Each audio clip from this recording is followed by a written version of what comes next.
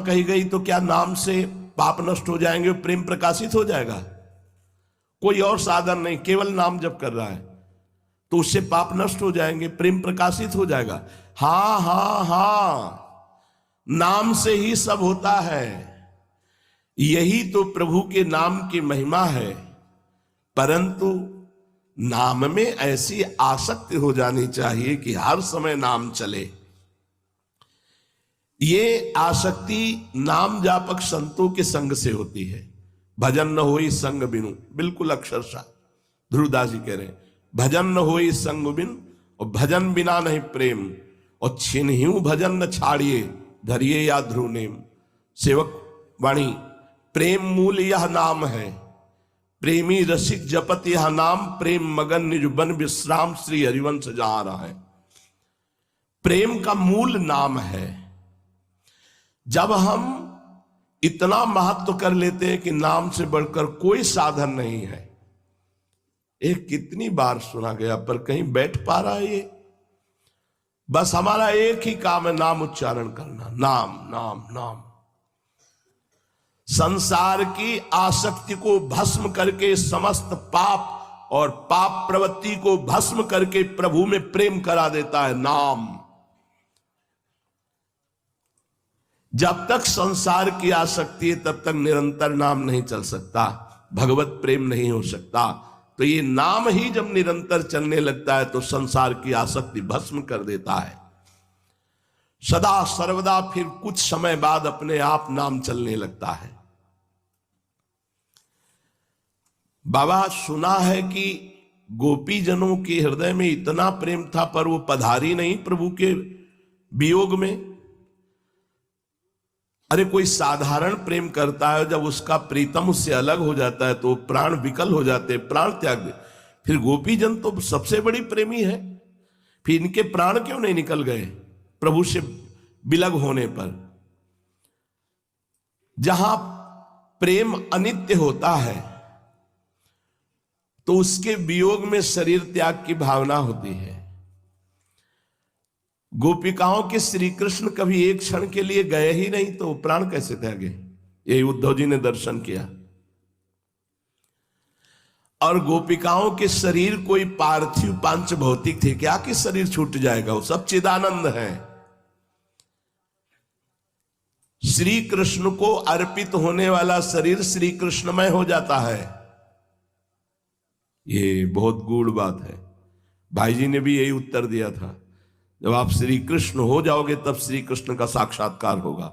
उस समय समझ में नहीं आया था, बाद में उनकी कृपा से समझ में आया। गोपिकाओं का शरीर वस्तुतः श्री कृष्ण ही थे और कुछ नहीं था। ये बड़ी सूक्ष्म बात है। कैसे नष्ट हो जाए जब श्री कृष्ण ही उनके शरीर, उनके प्राण, उनके मन, जीवन बन गए।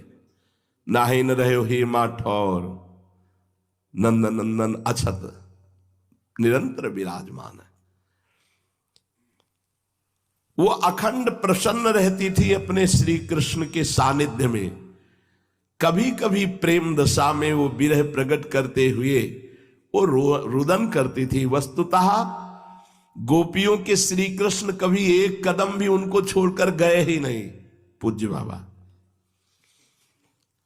बाबा प्रेमी क्या ध्यान करता है? यह करना चाहिए। अरे प्रेमी ध्यान के बिना रहता ही नहीं है। वो तो उठते बैठते चलते फिरते खाते पीते हर समय गाढ़ अनुराग में युक्त होकर अपने प्रीतम के ध्यान में रहता है। वही पी मूर्ति नयनन बसे तेहि रस रहाय समाये। उसका शरीर तो यंत्रवत हो जाता है। प्रेमी को कभी विषय दिखाई ही नहीं देता, केवल अपना इष्ट दिखाई देता है। कोई नियम नहीं रह जाता, केवल इष्ट रह जाते हैं। फिर वो ध्यान का क्या करे? वो तो ध्यान निरंतर उसका स्वाभाविक हो रहा है। प्रेमी वही जिसका बिना प्रयास के आराध्य देव में स्थिति प्राप्त हो गई। हर समय अपने प्यारे के रूप माधुरी में, लीला माधुरी में, गुण माधुरी में। बाबा क्या भक्ति और प्रेम में अंतर है? जब तक उपासक रहता है और उपासना होती तब तक भक्त है। जब अपनी याद भूलकर केवल अपना आराध्य देव रहता है तब उसे प्रेम कहते हैं। ये होती तदाकार वृत्ति। जब तक तदाकार वृत्ति नहीं होती, मैं और प्रभु है, मैं प्रभु का दास हूं, प्रभु मेरे स्वामी, मैं उनकी आराधना करता हूं, तब तक भक्त है। और जब तदाकार वृत्ति हो गई, स्वयं को भूल गया, केवल आराध्य देव, तब उसे प्रेम कहते हैं। देख लो, उपासक को बड़ा आनंद का अनुभव होता है और कभी आनंद का अनुभव नहीं होता है। इसका क्या कारण होता है? कभी आनंद का अनुभव होता है, कभी आनंद का अनुभव नहीं होता। इसका कारण है निरंतर चिंतन ना हो पाना। जब तक तुम्हारा और कोई चिंतन होगा तब तक आनंद बाधित होता रहेगा। इसलिए इष्टाकार वृत्ति, इष्ट आसक्त संतों का संग, इष्ट की महिमा का गुणानुवाद, इष्ट की महिमा का श्रवण, साधु दर्शन, साधु सेवा, गुरु सेवा, ये आराध्य देव में आसक्ति पैदा कर देगी।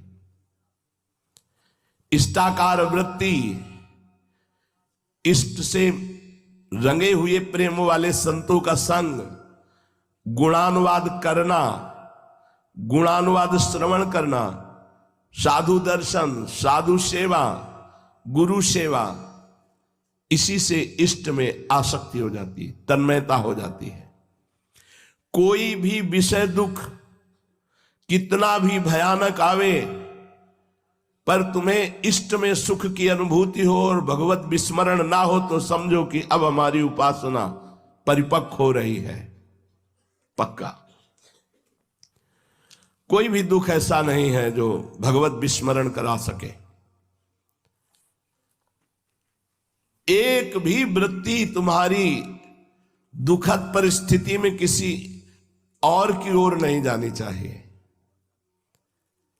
देखो, यदि सुख में सुमिरन नहीं किया है तो दुख में सुमिरन नहीं कर पाओगे, क्योंकि पीड़ा जहां होती, परेशानी जहां होती, मन वहां आकर्षित होता है। और जब आपने अभ्यास कर लिया है तो इससे कोई फर्क नहीं पड़ता। सड़ जाए शरीर तो फर्क नहीं पड़ता, इसका प्रारब्ध है। ये बहुत आनंद का विषय मान लीजिए। बिना अध्यात्म के चाहे तुम जितने रुपया पैसा भोग सामग्री एकत्रित कर लो, आनंद नहीं है, शांति नहीं, मान लीजिए। प्रेमी के सामने कभी माया टिकती ही नहीं है, उसको विचार करने की जरूरत ही नहीं है। प्रेमी को प्रारब्ध परास्त नहीं कर सकता है। प्रेमी के सामने जाने से मुक्ति भयभीत हो जाती है, क्योंकि रूप गोस्वामी ने कहा पिशाचिनी, महाप्रभु कहते विभेमी कैवल्यता, तो मुक्ति भी डरती है प्रेमी से। नहीं नहीं, ये हमारा आदर नहीं करेंगे। उपास्य देव को निरंतर सामने देखते रहना ये प्रेमी का स्वभाव होता है। प्रेम में कभी पूर्णिमा नहीं होती, इसलिए सदैव नवीन नवीन अपने उपास्य देव लगते हैं। प्रेम जितना बढ़ेगा उपासक में उतनी कमी दिखाई देगी अपने अंदर प्रेम की। ये प्रेम का लक्षण है। भजनानंदी को कभी ऐसा अनुभव नहीं होता कि बहुत भजन कर लिया। जितना भजन होता है उसके बाद भूख जो बढ़ती भजन की, वो चैन नहीं लेने देती। रात दिन प्रभु में लगने पर भी ऐसा लगता है जीवन का क्या। देखो ना, अमुक महापुरुष कैसे भजन करते थे, अमुक कितना रोते थे, अमुक कैसे लीला में प्रेम। हमारा जीवन क्या है, वो ऐसे देखता है। प्रेम भजन जितना बढ़ेगा उतनी ही कमी अपने में दिखाई देगी। यदि ऐसा लगने लगे कि मैं प्रेमी हो गया हूं तो समझना चाहिए कि अभिमान जागृत हो गया, प्रेम नहीं। प्रभु से प्रेम होने पर घर में वो रहता हुआ विरक्त रहता है। प्रभु से प्रेम नहीं तो विरक्त होकर के भी वो घर वाले जैसा ही रहता है। इसलिए खास बात प्रेम है। प्रेमी सदैव एकांत में रहता है, चाहे सभा में ही क्यों ना बैठा हो, एकांत अपने प्रभु में। प्रेम सक्रिय और अक्रिय दो प्रकार का होता है। सक्रिय प्रेम वासना युक्त होता है। जैसे कोई आरती कर रहा है, पूजा कर रहा है, ठाकुर जी का श्रृंगार कर रहा है, सब कर रहा है, ये आपको दिखाई दे रहा है कि वो भगवत प्रेमी है, तभी तो सेवा कर रहा है। पर वो अपनी वासना लिए कर रहा है कि मुझे ये मिल जाए, मान मिल जाए, प्रतिष्ठा मिल जाए, सिद्धि मिल जाए, रुपया मिल जाए, ये मिल जाए।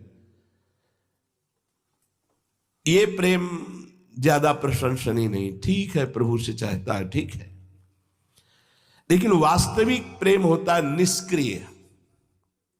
वो कुछ नहीं करता। आराध्य देव कराते हैं उससे, वो अनुभव करता मैं कुछ नहीं कर रहा। ये साक्षात आराध्य देव के स्वरूप हो जाता है वो उपासक जो निष्क्रिय होता है, कुछ नहीं करता। आपसे पूछा जाए कि आप क्या करते हैं, आपकी साधना क्या है, तो जो श्री जी करा रही हैं वो हो रहा है। नहीं आप इतने, तो वो उठा रहे हैं, इतने बजे उठ रहे हैं, वो ऐसे चला रहे हैं, वो चल रहे हैं, हम तो कुछ नहीं कर रहे, हम में करने की सामर्थ्य नहीं, निष्क्रिय।